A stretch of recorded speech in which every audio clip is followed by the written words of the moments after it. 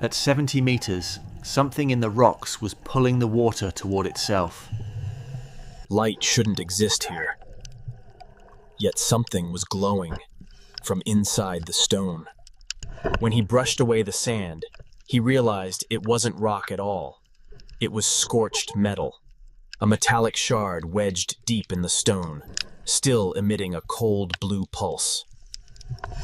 The moment he touched it, a faint thump echoed through the water, like a distant heartbeat.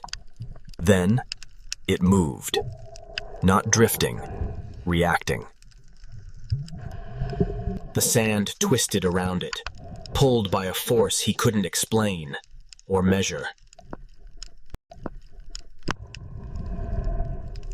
And then the light vanished, as if it shut itself off.